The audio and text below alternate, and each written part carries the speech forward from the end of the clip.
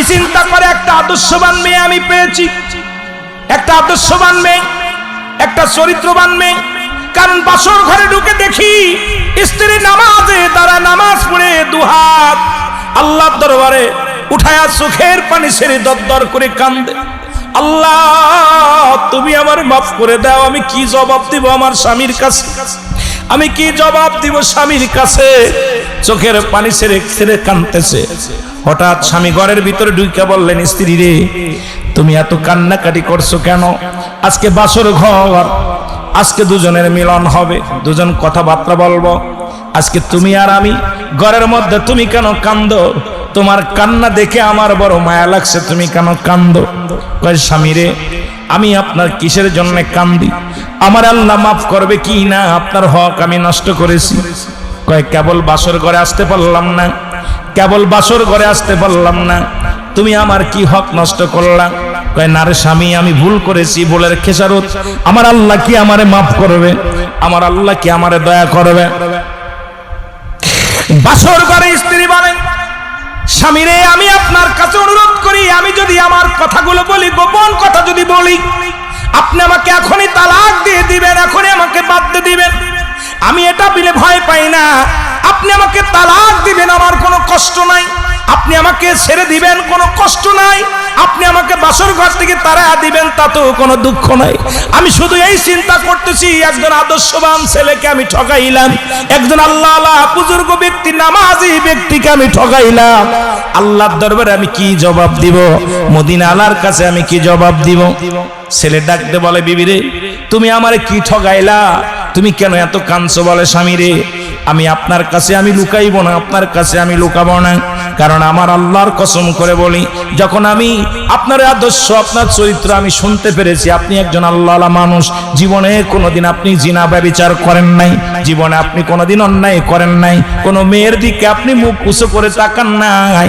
শুনেছি আসা পর আপনার যত আপনার ছোট বোন আমাকে বলেছে, কারণ আপনি এমন একটা আদর্শবান ছেলে, এই মহল্লার মধ্যে, এই মহল্লার মধ্যে কোনো মেয়ের দিকে আজ পর্যন্ত আপনি আর নজরে তাকান নাই, কোনোদিন আপনি কোনো বাজে নজরে তাকান নাই, আপনি নামাজি, আপনি ইমানদার, আপনি আল্লাহওয়ালা। এ আমার স্বামী আমি ভুল করেছি, আমারে আল্লাহ মাফ করবেনি। তবু যদি মাফ না পাই, আপনি যদি আমারে মাফ না করেন, আমি জাহান্নামী হয়ে যাব, দুঃখ নাই, কিন্তু আপনার কাছে আমি মাফ চাই, আপনার কাছে আমি ক্ষমা চাই, আপনি আমারে মাফ করবেন নি। স্বামী কয়, বিবি রে বলো কি হয়েছে বলো। বলে স্বামী রে আমি একটা চক্রান্তে পড়েছিলাম, একটা ছেলের সঙ্গে প্রেম করেছিলাম, প্রেম করার পর সে আমার ছলনা করে নিয়ে গেল, নিয়ে যাওয়ার পর গত সপ্তাহ হয়ে গেল, এই এক সপ্তাহ হয়ে গেছে বিয়ের আগে আমার সঙ্গে দেখা করার কথা বলে, আমার বিয়ের কথা চলতেছিল, উনি আমাকে বলল একটু দেখা করো। দেখা করার পর আমাকে ব্ল্যাকমেল করে নিয়ে যে আমার সঙ্গে শারীরিক মিলন হয়েছে। এখন ওই সন্তানের সন্তান, ওই যুবকটার সন্তান আমার গর্ভে প্রবেশ করেছে।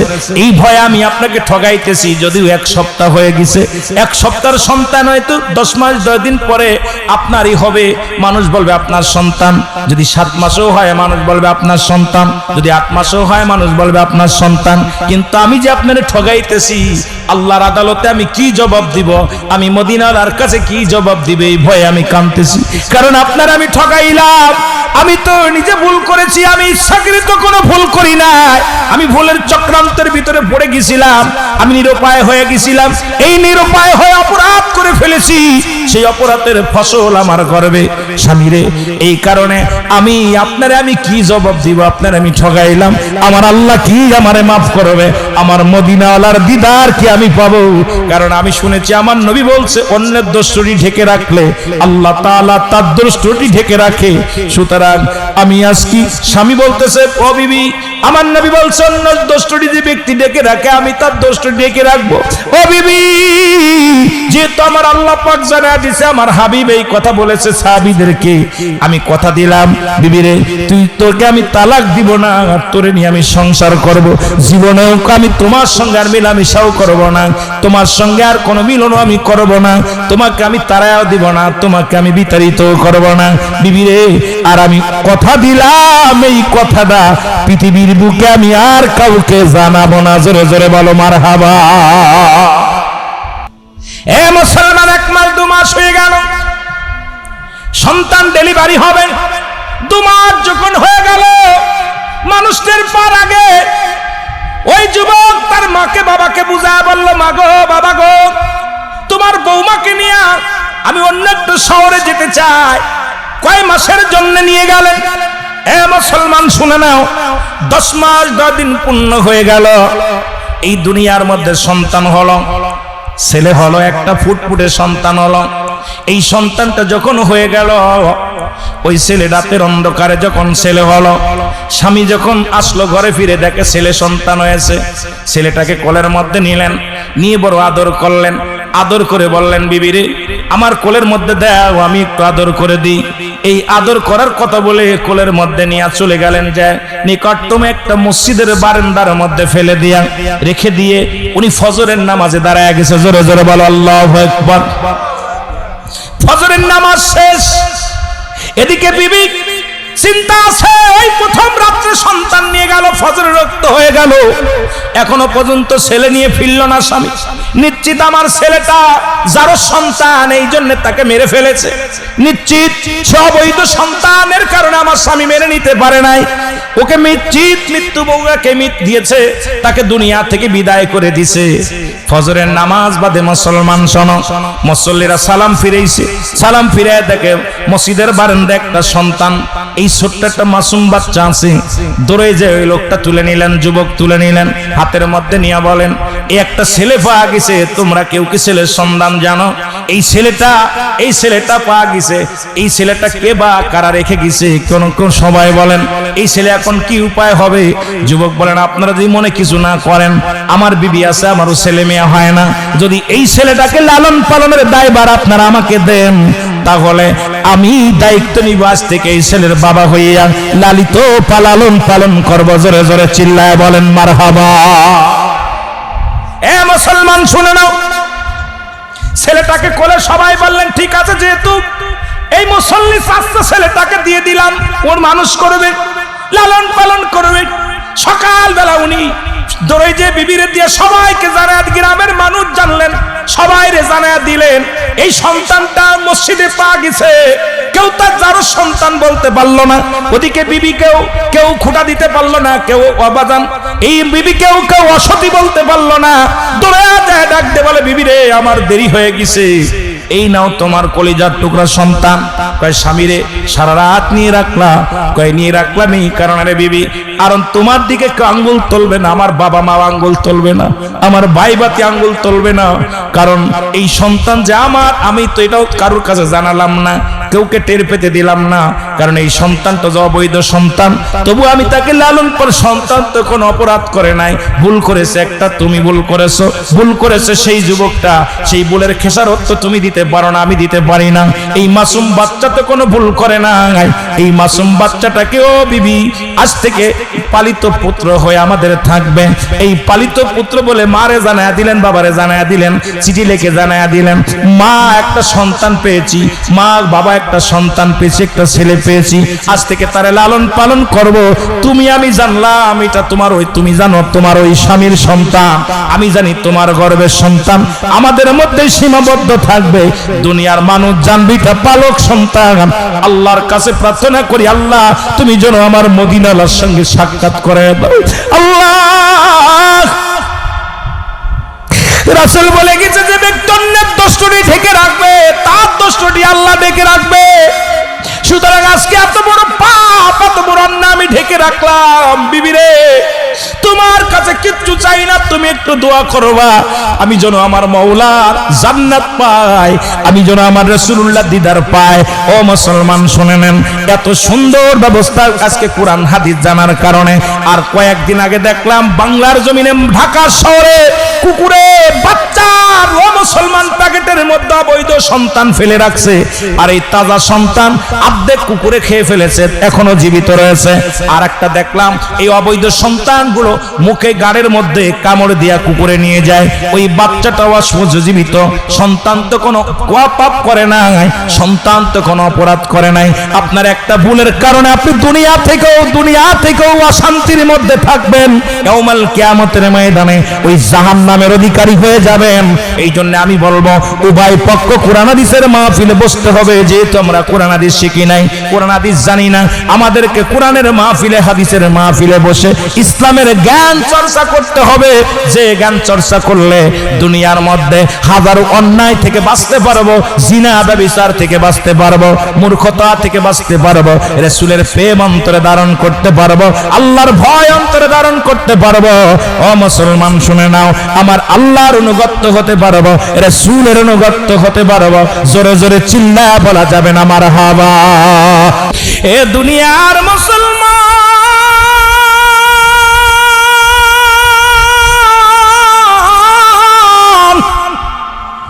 বলতেছিলাম ওই দ্বিতীয় খলিফা, ইসলামের দ্বিতীয় খলিফা আমিনুল মুমিনিন হযরত উমরের খাত্তাবের বেটা উমরের কথা মনে আসেনি বাবা? কথা বলেন, মনে আসে কি না? ও মুসলমান, হযরত উমর কালেমা তখন পড়ে নাই, ইসলামের দুশমন। ওমর কি বললেন? আরে মুহাম্মাদের কল্লা শিরচ্ছেদ করার জন্য নেই। হযরত উমরে ফারুক রওনা হয়ে গেলেন, তখনও হযরত উমর হয় নাই, শুধু খাত্তাবের বেটা উমর। আমি শুধু যেহেতু ইসলামের দ্বিতীয় খলিফা, এই জন্য একটু আমি তাকে সম্মানের সঙ্গে অবশ্যই সবাই বলতে হবে কথা। এ মুসলমান শুনে না, খাত্তাবের বেটা উমর খোলা তরবারি নিয়ে রাসূল কাব্য করতে গেছে। এ মুসলমান শুনে নাও, পথের মধ্যে খবর আসলো, উমর তুমি কোথায় যাও? কই যাইতেছি? কোথায় যাচ্ছি? মুহাম্মাদের কল্লা শিরচ্ছেদ করতে। কোথায়? আব্দুল্লাহর বেটা মুহাম্মদ। ও কোন কালেমা পাইছে, সে নাকি আল্লাহর প্রেরিত রাসূল, যার বাবা নাই, যার মা নাই, একজন গরিব মানুষ, সে কেমনে নবী হয়? আব্দুল্লাহর বেটা মুহাম্মদ এই পৃথিবীর মধ্যে সে তিন, তার মারে হারাইছে, বাবারে হারাইছে। যখন গর্ভে ছিল, শুনেছি গর্ভে থাকতে তার বাবা দুনিয়া থেকে বিদায় হয়ে গেছে। যখন সে দুনিয়ার মধ্যে আগমন করেছে, তখন তার মা দুনিয়া থেকে বিদায় হয়ে গেছে। আমার আল্লাহ বলেন, শুধু বান গল্প নয়, আল্লাহ বলে হাবিবদের জানা, আল্লাহ আমার নবীরে জানে, আল্লাহ ইয়াজিদকা ইয়াতীমান ফা, আল্লাহ ডাকতে বলে হাবিব,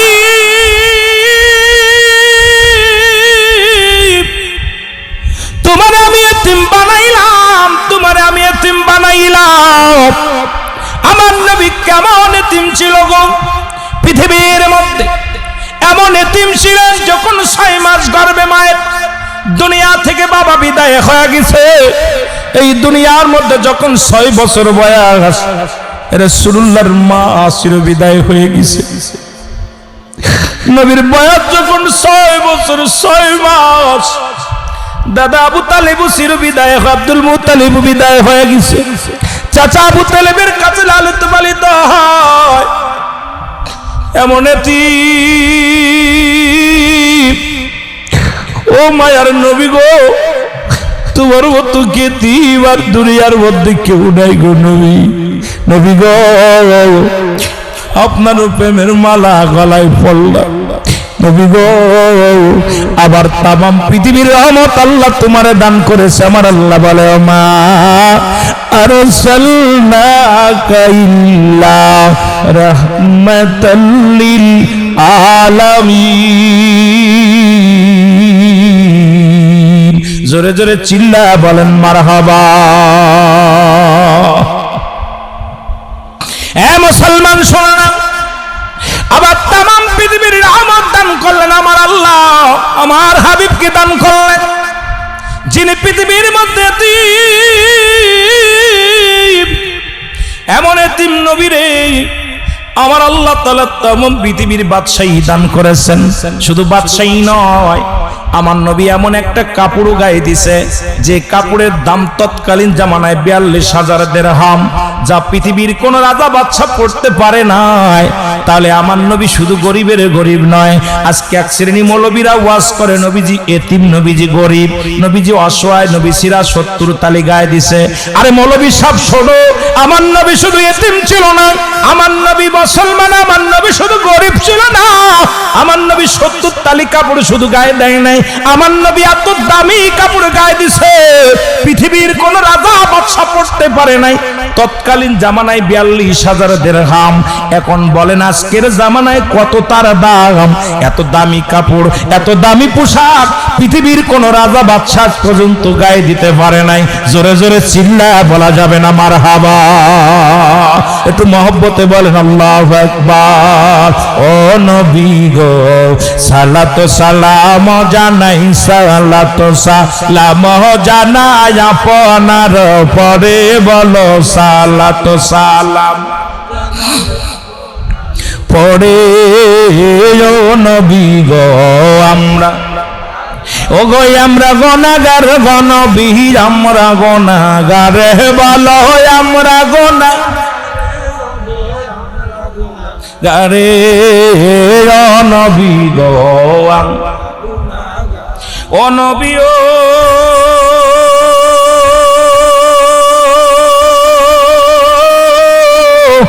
এই পাশাপাশি কালীগঞ্জের থানার আশেক প্রেমেতে দেওয়ানা, লইয়া জগ দয়াল নবী, লইয়া জগ দয়াল নবী, দেখব নূরের রওজা। নবী গো আরো জোরে বলেন আমরা গুনাহগার গো নবী, আমরা গুনাহগারে বলো আমরা গারে। নবী গো আমরা সালাত সালাম জানাই, সালাত সালাম জানাই আপনার পরে বলেন সালাত সালাম পরে। নবী গো আমরা, ও গো আমরা গুনাহগার গো নবী, আমরা গুনাহগার বলো আমরা গুনাহগারে। ও নবী গো ও নবী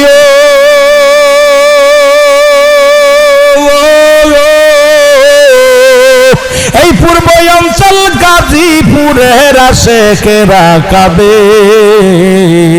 দাও দেখা দাও দয়াল নবী, দাও দেখা দাও দয়াল নবী, একটি বার আমারে। ও নবী গো আরো জোরে বলেন আমরা গুনাহগার গো নবী, আমরা গুনাহগারে বলো আমরা আমরা গুনাহগারে বলো আমরা গুনাহগার গো নবী গারে। ও নবী গো সালাত সালাম জানাই, সালাত সালাম জানাই আপনার পরে বলেন সালাত সালাম আপনার পরে। ও নবী গো ও নবী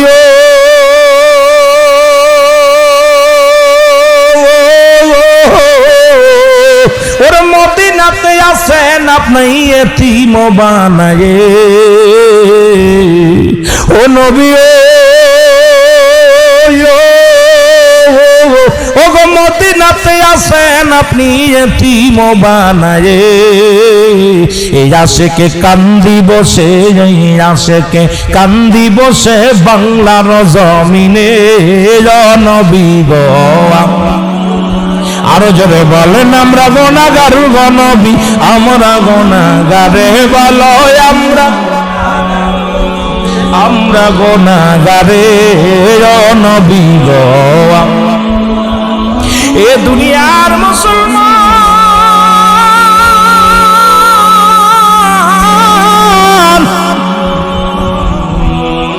খাত্তাবের বেটা উমর বলে আব্দুল্লাহর বেটা মুহাম্মদ কেমনে নবী হয়? আর উনি মানুষদেরকে জানায় আল্লাহ ছাড়া কোনো মাবুদ নাই, কোনো ইলাহ নাই। ইসলামের দ্বিতীয় খলিফা হযরত ওমর ফারুক রাদিয়াল্লাহু তাআলা আনহু উনি কি করলেন? আদর্শ মানুষের কাছে গেলেন, মানুষ ভালো হয়ে যায়। প্রমাণ একটা দিয়ে যায়, তেলের কান্ডা লাগা। শোনো, ওনার ভগ্নিপতি আবু সাইদ, নাম কি? আবু সাইদ। বোন হলো, ওনার বোনের নাম হলো ফাতিমা।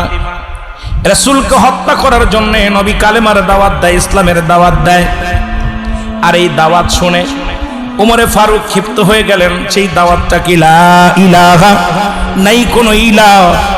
অনেকে বলতে পারেন হুজুর এই এক কালেমার ওয়াজ যদি করি রাত আমার কেটে যাবে। একটা কারণ, কালেমাকে রিসার্চ করতে যায় অসংখ্য মুসলিমেরা মুসলমান হয়েছে, অসংখ্য অধার্মিক মানুষ ধর্ম পূরণ করেছে। শুধু একটা রিসার্চ করতে যায় কালেমাটা লা ইলাহা, নাই কোনো ইলাহ। যদি না থাকে ইলাহ, যদি না থাকে কে সেই ইলাহ, এটা শুধু রিসার্চ করতে যাইয়া এটা অসংখ্য মানুষ, মাইকেল জ্যাকসনের মতো মানুষ মুসলমান। শোনো, ভারতের ধর্ম যাজক বলে, ধর্মগুরু বলা হয়। অসংখ্য খ্রিস্টানদের গুরু যিনি, অসংখ্য বড় বড় পণ্ডিতেরা শুধু লা ইলাহা ইল্লাল্লাহ এই কালেমাটার তাফসীর করতে যাইয়া, এই কালেমাটার শাব্দিক অর্থ খুঁজতে যাইয়া, এর ব্যাখ্যা খুঁজতে যাইয়া, এই কালেমাকে গবেষণা করতে যাইয়া অসংখ্য মুসলমান হয়ে গেছে। জোরে জোরে বলো মারহাবা। আর একটু জোরে বলেন আল্লাহু আকবার। এই কালেমাটা পড়তে যা বললে একটু কথা আমি চলে যাই মুসলমান। একজন ইসলামী জ্ঞান, একটা যুবক আমার নবীকে এত ভালোবাসে, আমার আল্লাহকে এত ভালোবাসে। একটা গল্প আকারে কথা বলতেছি, শোনো। আবার হয়তো বলতে পারেন হুজুর আপনি আবার কি গল্প শুরু করলেন? শোনেন, আমি কালেমার পরে যেতেছি, ওমরের দিকে একটু পরে যেতেছি, আগে কথাগুলো বলে আসি। কষ্ট হচ্ছে? আতিউল্লাহ, আল্লাহর অনুগত্য, আল্লাহর অনুগত্য যারা করে দুনিয়ার কোন মানুষের অনুগত্য করে না। একমাত্র আল্লাহ বাঁচায়, আল্লাহ খাওয়ায়, আল্লাহ মারে, আল্লাহ বাঁচান, আল্লাহ জান্নাতে দিবে, আল্লাহ জাহান্নামে দিবে, সব কিছুর মালিক কে? এই চিন্তাধারা যার ভিতরে ঢুকছে, কোথায়? আমার হায়াত মউত রিজিক দৌলাতের মালিক কে? কথা বলেন না কে? আওয়াজ কম হচ্ছে, তার মানে বুঝলে মনে হচ্ছে আমাদের মনে হয় ভিতরে ঢুকছে। আহা, নেফাস ঢুকছে, নেফাস ঢুকছে। আল্লাহ কবুল করে। জোরে বলেন আমিন। আরো জোরে বলেন। একটু মহব্বতের সঙ্গে দুরূদ শরীফ পড়েন। আল্লাহুম্মা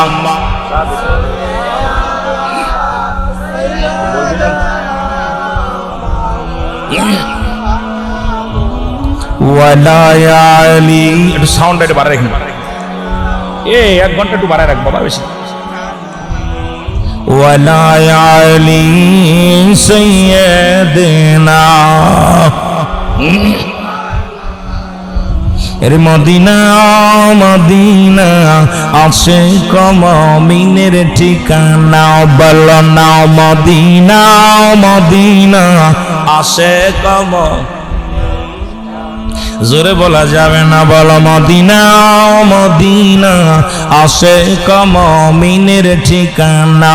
বলো না মদিনা।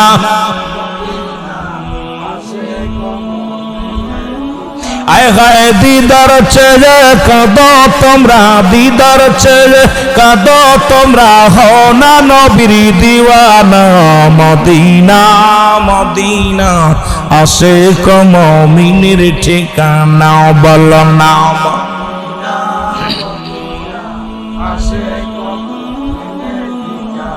দাদু ভাই, আমি তো মনে হয় 3 বার আপনাদের ভিতরে বেরোলে আসলাম, কিন্তু আপনাদের ভিতরে সেই প্রেম পাচ্ছি না। একটা প্রেম ছিল, আরে গরমে গরম, সেইতে গরম, উত্তপ্ত গরম পড়বে কিয়ামতের ময়দানে। মুঠু হাত উপরে সূর্যোদয় হবে, 7টা সূর্যের মুখ, এর একটা সূর্যের মুখ উল্টা দিয়া দিকে আমাদের দুনিয়ার মধ্যে সৃষ্টি করছে। আর এই 70টা মুখ বা 70টা মুখগুলো সামনের এইরকম দিয়া দিবি। এ মুসলমান, মুঠু হাত উপরে সূর্যোদয় হবে, মুঠু হাত উপরে। মানুষগুলো পুড়ে শেষ হয়ে যাবে, মানুষগুলো কয়লা হয়ে যাবে। এটা জাহান্নাম। পৃথিবীতে 2 বার নিঃশ্বাস, একবার নিঃশ্বাস ছাড়ে, একবার নিঃশ্বাস নেয়। জাহান্নাম যখন নিঃশ্বাস ছাড়ে, জাহান্নাম যত নিকটবর্তী যার থেকে তত দূরে, তত সেই জায়গা উত্তপ্ত গরম বেশি। যত কাছে জাহান্নাম, যত কাছে তত গরম সেখানে বেশি। আবার যখন জাহান্নাম নিঃশ্বাস নেয় তখন যত বেশি কাছে এলাকা তত ঠান্ডা সেই এলাকার বরফ জমে যায়, বরফ শিশির পড়ে বরফ জমে যায়, কারণ ওই সমস্ত জাহান্নাম একবার নিঃশ্বাস নেয় একবার নিঃশ্বাস ছাড়ে। তা জাহান্নাম নিঃশ্বাস ছাড়ছে আর এই গরমে এখন ব্যাঙের বিয়া পড়াইতেছো, তাহলে জাহান্নাম যেদিন তোমার ধরবে সেদিন বাঁচবা কেমনে? কথা বলেন না কেন? শুধু নিঃশ্বাস ছাড়ছে, এক সিমটি মারছে। কয় সিমটি? এক সিমটি। আমার একটা গল্প মনে পড়ে গেল। আপনার ছোট্টবেলা একটা গল্প শুনেছিলাম, গল্পটা হলো এই ঠিক এইভাবে। পণ্ডিত মশাই আর হলো হাতি, পণ্ডিত মশাই। এখন পণ্ডিত খাটাস, খাটাস চেনেন আপনারা? কথা বলেন না কেন? খাটাস আছে এলাকায়? খাটাসের একটা গল্প শুনুন। খাটাস যেখান থেকে পায়খানা চাপবে সেই সেখান থেকে যায় একই জায়গা পায়খানা করে। খাটাসির অভ্যাস হলো যদি ঢাকায় যে পায়খানা চাপে দৌড়ে চলে আসবে পূর্বাঞ্চলে, ওই এই জায়গা দৌড়তি আইয়া এই জায়গা পায়খানা করে তুই আবার দৌড়াবে, কারণ ওই এক জায়গা খাটাসির অভ্যাস হলো এক জায়গা পায়খানা করে।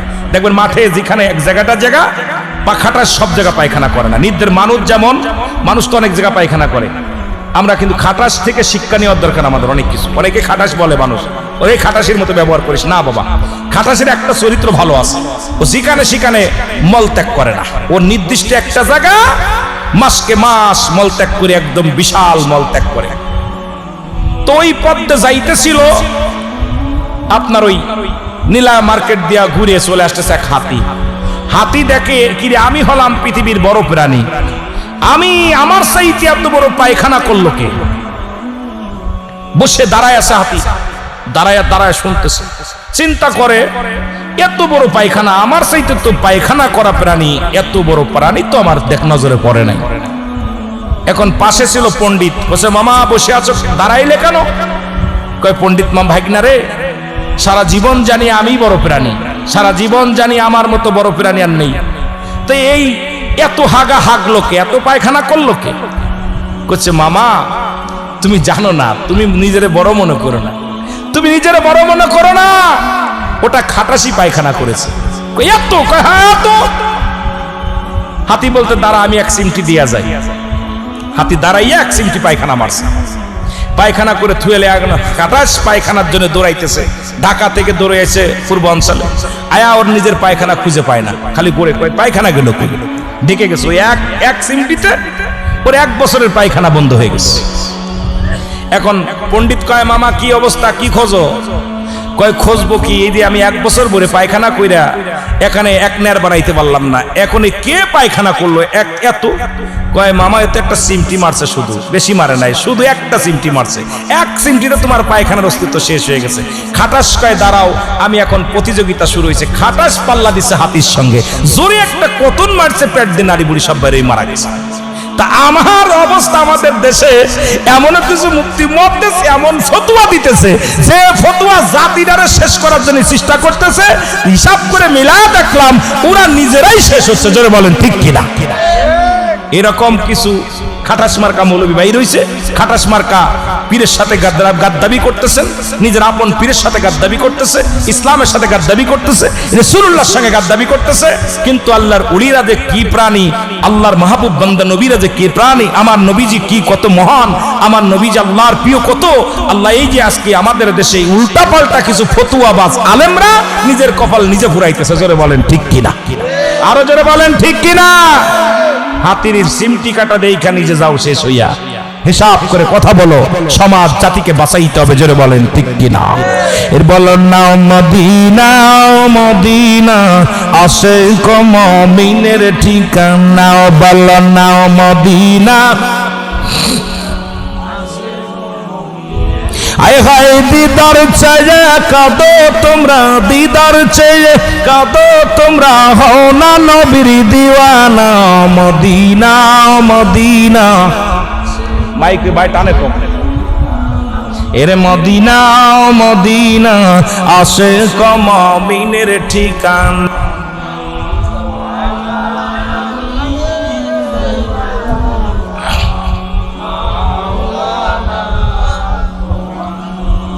কবরে 2টা মহিলা কথা বলেছে। নাম্বার 1 মা রাবিয়া নাম্বার 2 মা আম্মাজান খাদিজাতুল কুবরা। জোরে বলা যাবে না মারহাবা। খাদিজারে কবরে শোয়ানো পর মনকান নেকির কবরে আয়া কয়, এ মান রব্বুকা মান দিনুকা মান নবিয়ুকা, তোমার রব কে, তোমার নবী কে, তোমার দ্বীন কে? সুবহানাল্লাহ বলেন না। মা রাবিয়া বলতেছে, হে মনকার, আমারে তো জিগাইতেছে আমার রবকে। আমি যদি বলি আমার রব আল্লাহ, আল্লাহ যদি বলে রাবিয়ার আমি চিনি না, আমার আল্লাহ যদি আমাকে চেনে, তাহলে আমি রাবিয়ার জীবন ধন্য। আমি তোমাকে বলতেছি আমার আল্লাহ আমাকে চেনে নাকি, এটা আমাকে বলো। সুবহানাল্লাহ বলেন না। আমি রব বলতেছি, অনেক মানুষ আছে আল্লাহ মানি, আল্লাহ এক, তারপরও গুনাহ করতেছি, তারপরও শিরক করতেছি। কথা বলেন না কেন? কথা বলেন না কেন? তাহলে এরম মানে লাভ। রাবিয়া আর আপনার মা খাদিজাতুল কুবরা মনকার বলতেছে, তোমার দিন কে? কয় আমার দিন ইসলাম। তোমার নবী কে? কয় আমার নবী রাহমাতাল লিল আলামিন। আগে জিগান নবী আমার চেনে না। আমি তো পরিচয় দিতেছি নবী আমার লোক।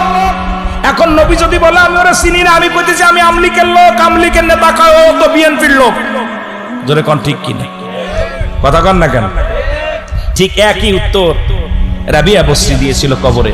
রাবিয়াকে জিগাইতেছে তোমার রব কে? রাবিয়া কয় মনকার, আমাকে তুমি জিগাইতেছো আমার রব কে?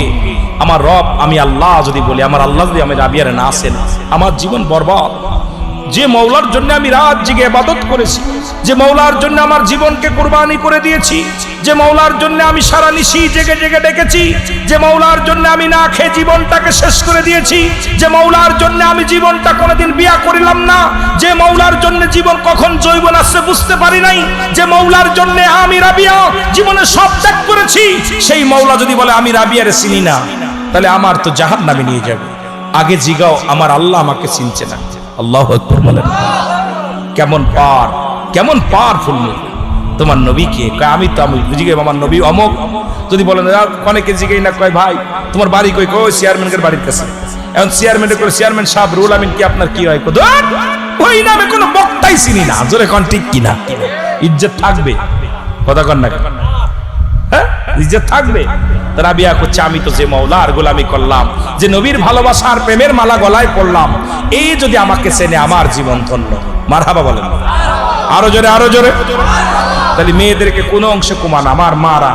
আমার মারা এই জন্য একটা আদর্শবান মা যদি তুমি দিতে পারো, তোমার সে আদর্শবান, কবি বলছে তুমি একটা আদর্শবান মা দাও, আমি আদর্শ একটা জাতি দিতেছি। এই জন্য আমাদেরকে ইসলামের বিধান মেনে, পর্দা মেনে, শরীয়তের বিধান মেনে যে বোনটা চলে, সেই বোনটা যদি আপনার স্ত্রী হয়, ওর থেকে একটা আদর্শবান ছেলে পাওয়া সম্ভব। কারণ ছেলে মেয়েদেরকে লালিত পালিত করে, বাবাই করে না, মা করে। মা হলো প্রাথমিক বিদ্যালয়। আর বিদ্যালয় যদি ভালো না হয়, যেখানে লেখাপড়া সাজ ভালো না হয়, পিঠে ভালো হবে না। বাংলা ওয়াজ হলো সাজ, চেনেন না? সাজ পিঠা বানায় মেয়েরা। ওই সাজ যদি বেকা থাকে, পিঠাও বেকা হয়। এই জন্য যে মেয়েরা আল্লাহর ভয়, রাসূলের প্রেম যাদের ভিতরে আছে, তার সন্তান কলিজার টুকরা ঘুষখোর, গাঁজাখোর, মদখোর, নেশাখোর হতে পারে না। ওই আগে দরকার সাজটা ভালো। ওই মা জাতিকে আমাদের এক করতে, কেন আমি ব্যবসা করি, আমি চাকরি করি, আমি ওয়াজ নসিহত করি, আমি দেশের বাইরে থাকি, আমি তার সন্তানকে লালন পালন করব না। ওই সন্তানের পুরো দায় টাকার পিছনে আমি দৌড়াইতেছি, কিন্তু আমার সন্তানকে লালন পালনের দায়ভার আমার স্ত্রীর উপরে। তাহলে আমাকে একটা আদর্শবান স্ত্রী যদি হয়, তাহলে ওই স্ত্রী কখনো বেগানা পুরুষের হাত ধরে রিসোর্টে যাবে না। কোনদিন আমার সন্তানকে রেখে অন্য পুরুষের সঙ্গে জিনা ব্যভিচারে লিপ্ত হবে না। কোনদিন ওই স্ত্রী আমাকে রেখে আমার হক নষ্ট করবে না। সে জীবন বিলিয়ে দাঁতে দাঁত কামড়ায় ধরে রাখবে, বছরকে বছর পরে থাকবে, তবু কোনো তার নিজের সতীত্ব নষ্ট করবে না, তার স্ত্রী স্বামীর হক নষ্ট করবে না। জোরে বলেন। শুধু জ্ঞানের অভাব থাকার কারণে সমস্ত মানুষগুলো নোংরার পথে চলে যাচ্ছে। জোরে বলেন ঠিক কিনা? এই জন্য আমাদের মা জাতিদেরকে আগে দরকার আদর্শবান মা। আপনার ওই হ্যামিলিয়ান্না কে যেন বলেছে, হ্যামিলিয়ান্না কে বলেছে যে তুমি আমাকে একটা আদর্শবান মা দাও, আমি একটা আদর্শ জাতি। কে বলেছে এটা? নেপোলিয়ান না হ্যামিলিয়া, কে কয়েকটা কবি বলছে যে তুমি আমাকে একটা আদর্শবান মা দাও। আদর্শ জাতি যদি পাঠাও, আদর্শ একটা মা আমাকে উপহার দাও। কথা বুঝেন নাই?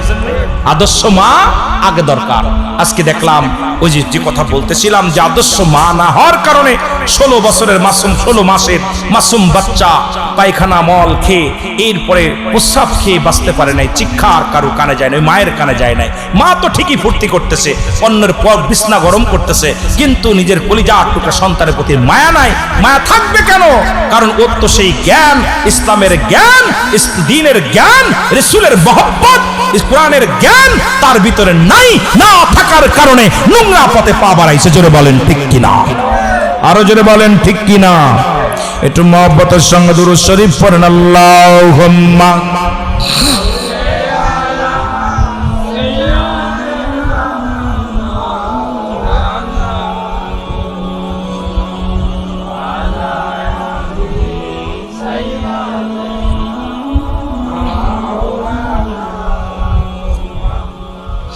মুসলমান শুনে নাও, পৃথিবীর মধ্যে যারা শিরকি করে তাদেরকে আপনি জানা দেন আমি আল্লাহ এক, আমি আল্লাহ এক, আমার কোনো দ্বিতীয় নাই। দ্বিতীয় আছে? কথা বল। তাহলে সাহায্য চাবো কার কাছে? উলামা একরাম হাত পেতে সাহায্য চায় আল্লাহর কাছে। আর একদল বাতিলেরা লামাযাবিরা বলে মোনাজাত করা যাবে না। এ লামাযাবির গোষ্ঠীরা শোন, কোথায় দোয়া করা যাবে না আমাকে দেখাইতে হবে। কিন্তু তোদের কিতাব মুফতি শফিক আহমেদের লেখা ফতোয়ায়ে দেওবন্দের মধ্যে 2য় খণ্ডের মধ্যে 33 নম্বর পৃষ্ঠা মুফতি শফিক আহমেদের লেখা, তোদের বাবার বাবা যার কিতাব পড়ে লেখাপড়া করেছিস, যারা মুফতি হয়েছিল, এই লামাযাবিরা শুনে নেন, মুসলমান শুনে নেন, এই কিতাবের মধ্যে যারা বাতিলেরা দেওবন্দ মাদ্রাসায় যারা লেখাপড়া করেন, যারা কওমি মাদ্রাসায় লেখাপড়া করেন, এ মুসলমান শুনে নেন, উনি বললেন 5 ওয়াক্ত নামাজ পড়ে জিয়ারত করে সর্বহালাতে আল্লাহর দরবারে 2টি হাত উঠাই দোয়া করা উত্তম মুস্তাহাব। একটা হারাম লেখা দেখাইতে পারলে তোর বাড়ি সারা জীবন চাকর থাকবো, একটা খানা খাবো না, পয়সা নিব না। কোথায় লেখা আছে হাত উঠায় দোয়া করা যাবে না? কোথায় লেখা আছে হারাম? একটা দলিল দিতে পারলে জীবনে তোমার সঙ্গে আমার বোঝাপড়া হবে। জীবনে একটা টাকা চাই না, খাবার চাই না, একটা দেখায় দাও হারাম কোথায় লেখা আছে দেখতে চাই। জোরে বলেন আল্লাহু আকবার। আজকে আল্লাহর কাছে প্রার্থনা করে সেই লামাযাবিরা। আজকে আশ্চর্য হয়ে গেলাম, যারা মুনাজাতের বিরোধিতা করছে তারা দেখলাম উল্টো দিকে হাত উঠায়া দোয়া করে আল্লাহ দাও, চান্দি পুড়ে যায়, কপাল পুড়ে যায়, মানুষ মারা যায়। দেখি দোয়া করে নবীজি দুভাবে দোয়া করতেন, একটা হলো সিধা আর একটা উল্টা। আজকে দেখি সেই লামাযাবিরাই উল্টো দিকে হাত উঠায় দোয়া করে আল্লাহর দরবারে, কেবল ঠেলায় পড়ছে। জোরে জোরে চিল্লায় বলো আল্লাহু আকবার। মুনাজাতের দুধ পৃথিবীর মধ্যে শরিয়াতের কিবলা হলো কাবা। শরিয়াতের কিবলার নাম কি? শরিয়াতের কিবলার নাম হলো কাবা। দুজানের কিবলার নাম হলো রাহমাতুল লিল আলামিন। মুনাজাতের কিবলার নাম হলো আরশে আজিম। এখন আরশে আজিম যে ব্যক্তি চিনেছে সে আল্লাহর দরবারে হাত পাতবে। আমি সাধুবাদ জানাই, তোমাদেরকে সাধুবাদ জানাই, কারণ আল্লাহর দরবারে চাও। আমার আল্লাহ অসীম, আল্লাহ ক্ষমাশীল, আল্লাহ দয়ার সাগর। আমার আল্লাহ বান্দার মনের কাকুতি মিনতি শোনে। হাত উঠায় দোয়া করো, প্রার্থনা করো, গুনাহ হবে না। জোরে জোরে চিল্লায় বলা যাবে না মারহাবা।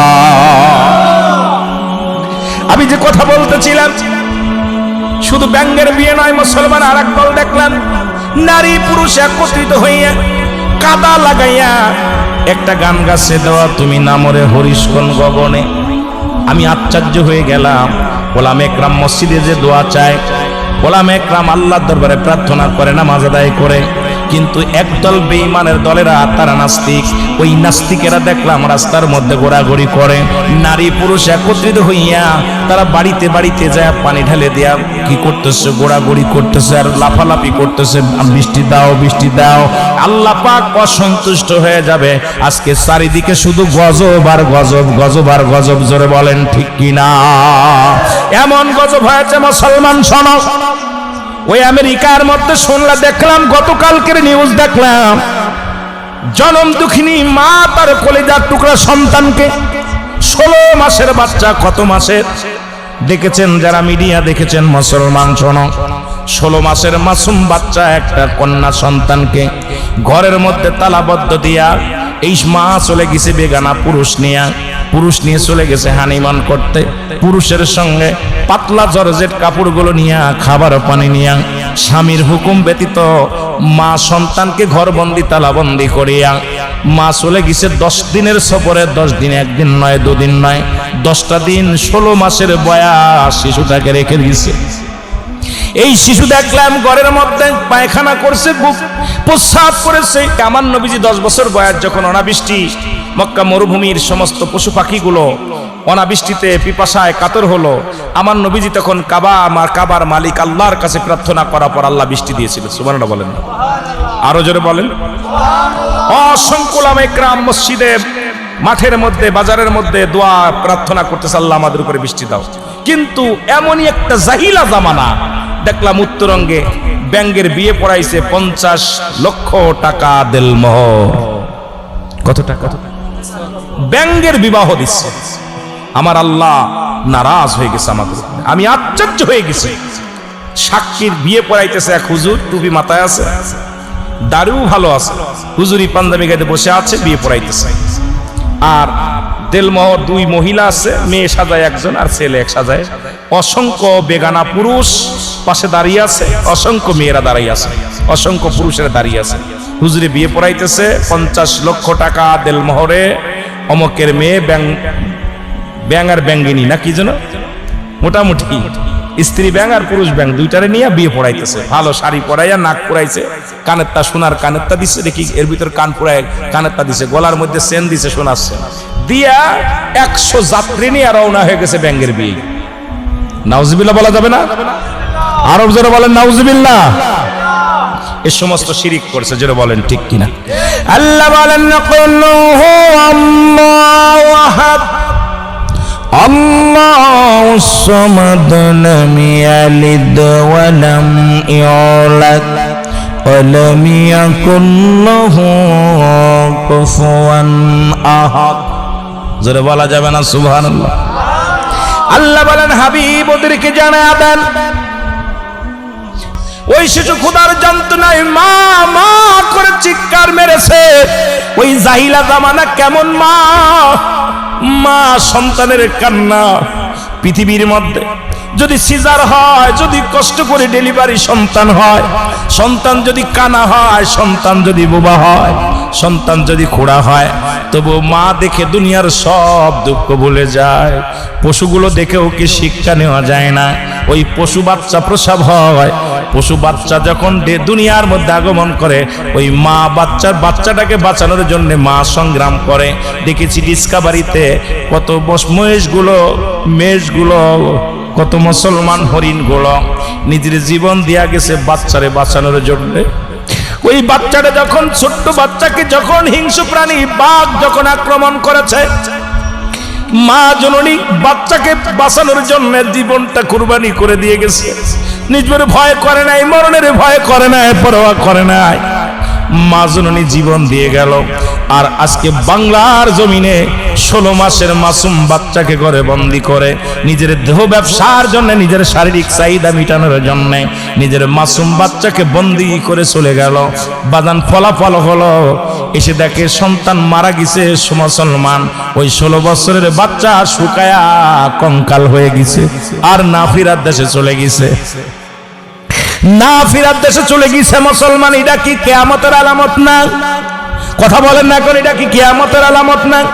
সন্তানের প্রতি আমরা দেখেছি অনেক স্বামী পরিত্যাগ হয়েছে, স্বামী ছেড়ে দিছে স্ত্রীকে, স্ত্রী সন্তানের মুখের দিকে তাকাইয়া পরের বাড়ি কাজ কাম করেছে, বাড়িতে বাড়িতে ভিক্ষা করেছে, চেয়ে চিনতে খেয়েছে, স্বামী ছেড়ে দিল, বাচ্চাকে ছাড়ে নাই। ওই মেয়ে বাচ্চা হোক আর ছেলে বাচ্চা হোক, মা তার আসলের নিচেই রেখে তারে লালন পালন করেছে। ওই সন্তান বড় হয়ে তবু কষ্ট দিছে, তাও কিন্তু মা তারে ভোলে নাই। আর আজকে এমন নিষ্ঠুর জামানা, এমন নিষ্ঠুর পৃথিবী চলতেছে। আজকে আমার দেশের মুসলমান অসংখ্য নারীরাও সমুদ্র সৈকতে চলে যায়, ছোট ছোট বাচ্চাদেরকে রেখে ওই রকম তারাও চলে যায়, মাসুম বাচ্চাদেরকে ঘরে রেখে। আমি বলি মুসলমান শুনে নাও, এটা কিয়ামতের আলামত। চারিদিক থেকে গজব শুরু হয়ে গেছে। এখনো সময় আছে, ঈমান নিয়ে কবরে যার চিন্তা করো। দুনিয়ার রং তামাশা ছেড়ে দাও, দুনিয়ার রং তামাশা ছেড়ে দিয়ে আল্লাহ আল্লাহ রাসূলের ভালোবাসার মধ্যে তুমি ঢুকে যাও। দুনিয়া থেকেও শান্তি পাবা, আখিরাতেও শান্তি পাবা। জোরে জোরে চিল্লায় বলেন আল্লাহু আকবার। আমার ভাইরা, আমার বন্ধুরা, আমার যে কথাগুলো বলতেছিলাম শুনুন। আল্লাহ বলে, হাবিব আমি আল্লাহ এক। আল্লাহ কয়জন? কোরআন থেকে বলতেছিলাম সূরা ইখলাস। আল্লাহ বলেন, কুল্লুহু আল্লাহু আহাদ। আমার সাথে পড়েন না, কুল্লুহু আল্লাহু আহাদ আল্লাহুস সামাদ লাম ইয়ালিদ ওয়া লাম ইউলাদ ওয়া লাম ইয়াকুল লাহু কুফুয়ান আহাদ। এ মুসলমান শুনে নেন, যখন মক্কা মদিনার বুকে আমার রাসূল ডাকলেন কালেমার জন্য, ইসলামের জন্য, আল্লাহর বিধান মানার জন্য, অসংখ্য মানুষের যখন দাওয়াত দিতে লাগলেন, মূর্তি পূজারীদেরকে দাওয়াত দিতে লাগলেন, যখন প্রতিমা পূজারীদের যখন দাওয়াত দিতে লাগলেন, চন্দ্র পূজারীদের যখন দাওয়াত দিতে লাগলেন, তখন এই আল্লাহ পাক আমার হাবিবরে জানায়া দেয়, হাবিবরে আপনি ওদেরকে জানায়া দেন ওরা এগুলো যেন ছেড়ে দেয়। আমি আল্লাহ এক, যেন ফিরে আসে আমার দিকে। আমি আল্লাহ এক, আমার দ্বিতীয় কেউ নাই, শরীক যেন না করে। কারণ যখন চন্দ্র পূজা করে, চন্দ্রের কাছে সাহায্য চায়, তখন আমার চাইতে চন্দ্রের কাছে শরীক হয়ে যায়। ওটা আমার শরীক নয়, কারণ পৃথিবীর মধ্যে আমি আল্লাহ কাউকে জন্ম দিই নাই, কারো থেকে জন্ম নেই নাই। আল্লাহু আকবার বলো না। আল্লাহর কোন ছেলে মেয়ে আছে? জোরে বলেন, আছে? নাই। আল্লাহ কাউকে জন্ম দেয় নাই, কারো থেকে জন্ম নেয় নাই। সুতরাং দ্বিতীয় কারোর কাছে সাহায্যের প্রশ্নই আসে না। কারণ কিয়ামতের ময়দানে ওই শ্রেণী মানুষকে লাঞ্ছিত করবে আমার আল্লাহ, শিরিক গুনাহকারী, যারা শিরিকি গুনাহ করে। ও মুসলমান শোনো, 5 শ্রেণী মানুষের দোয়া কবুল হয় না, তাদের ফরিয়াদ কবুল হয় না, তাদের যাকাত কবুল হবে না, তাদের আল্লাহ মাফ করবে না, তাদেরকে হজ কবুল হবে না।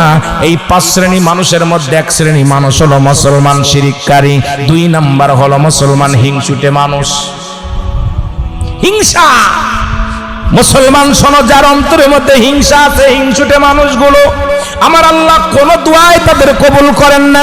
হিংসুটে মানুষের প্রার্থনা আল্লাহ কবুল করে না, হিংসুটে মানুষের কথা আল্লাহ শোনেন না, হিংসুটে মানুষের প্রার্থনা আল্লাহ কবুল করে না, হিংসুটে মানুষের নামাজ রোজা হজ কবুল হয় না, হিংসুটে মানুষের সব কিছু বরবাদ হয়ে যায়। অহংকারী হিংসুটে মানুষগুলো শেষ হয়ে যাবে। 2 নাম্বার বলতেছিলাম মুসলমান শিরিক করা। আল্লাহ থেকে শিরিক করে যারা আল্লাহর সাহায্য বাদ দিয়ে অন্য সাহায্য চায়, এই পৃথিবীর মধ্যে সব কিছুর মালিক আমার আল্লাহ।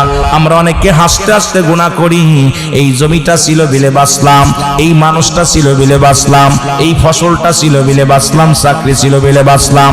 না না, শিরিক করা যাবে না। শিরিকি গুনাহ আমার আল্লাহ মাফ করবে না। আল্লাহর সঙ্গে শিরিক করা যাবে না। যদি বলতেন আল্লাহ আমার সন্তানটা চাকরি ছিল, রসিল আল্লাহ আমাকে দয়া করেছে, কোনো গুনাহ হবে না, নেকি হবে। যদি বলেন আল্লাহ তুমি জমিনের মধ্যে ফসল দিয়েছো, এই ফসলের ওসিলায় আল্লাহ তুমি আমারে বাঁচায় রাখছো, কোনো গুনাহ হবে না। আমরা অধিকাংশ মানুষ হাসতে হাসতে জিনা কমা, হাসতে হাসতে শিরিক করে ফেলি। এই শিরিকি গুনাহ অধিকাংশ আমার মা বোনেরা করে। খবরদার, খবরদার, শিরিকি গুনাহ করা যাবে না। আল্লাহর সঙ্গে কাউকে শরীক করা যাবে না। আমার আল্লাহ বলে, হাবিব ওদেরকে জানায়া দেন আমি আল্লাহ এক, আমার কোনো দ্বিতীয় নাই, আমি কাউকে জন্ম দিই নাই, কারো থেকে জন্ম নিই না। আর আসমান জমিনের মধ্যে আমার সমতুল্য, আমার সমকক্ষ আর কেউ নাই। সুতরাং একমাত্র সিজদা পাওয়ার যোগ্য হলো আমার আল্লাহ, একমাত্র সাহায্য দেওয়ার মালিক হলো আমার আল্লাহ, সব কিছুর মালিক আমার আল্লাহ। জোরে বলেন মারহাবা। তবে 6 শ্রেণী মানুষের দোয়া চেয়ে তাদের কাছ থেকে দোয়া চাওয়া জায়েজ, তাদেরকে মাধ্যম দেয়া কিছু চাওয়া জায়েজ। এটা আবার লেখে নেন। আবার অনেকে বলতে পারেন হুজুর পীরের দরবারে চাই, অমুক জায়গা চাই। হ্যাঁ, শুনে নেন, ভালো করে শুনে নেন। 6 শ্রেণীর মানুষের মাধ্যম দিয়া দোয়া চাওয়া জায়েজ। ও বাবারা শুনে নেন, পূর্বাঞ্চলের মানুষেরা শোনো। 1 নাম্বার হলো নবীগণ। নবীগণ যদি দোয়া করে কোনো ব্যক্তির জন্য, যদি নবীগণ প্রার্থনা করে, যদি তার পক্ষে চলে যায়, তার কপাল খুলে যায়। 2 নাম্বার নাম্বার হলো মুসলমান নবী ওলিগণ, 3 নাম্বার আলেমগণ, 5 নাম্বার উলামাগণ।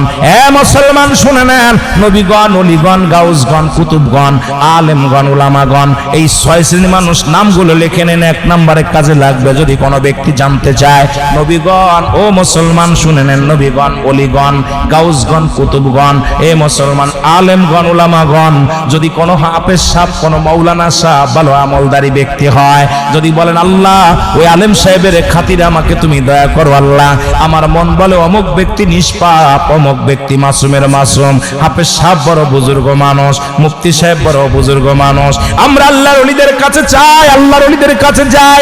আবার অনেকে বলতে পারেন হুজুর পীর সাহেবের কাছে চাওয়া যায় নাই, কেমনে চাইবি শুনে লো, আল্লাহ, আল্লাহর ওলির খাতিরে তুমি আমার এই আশাটা পুরা করো, অবশ্যই করবে, আমার আল্লাহ তা পুরা করবে। মুসলমান শুনে নেন, এই জন্য এই 6 শ্রেণীর মাধ্যমে আল্লাহর কাছে প্রার্থনা করা, আল্লাহর কাছে চাওয়া যায়। জোরে জোরে চিল্লায় বলা যাবে না মারহাবা। কয় শ্রেণী? নবীগণ, ওলিগণ, গাউসগণ, কুতুবগণ, আলেমগণ, উলামাগণ। সুবহানাল্লাহ বলেন না?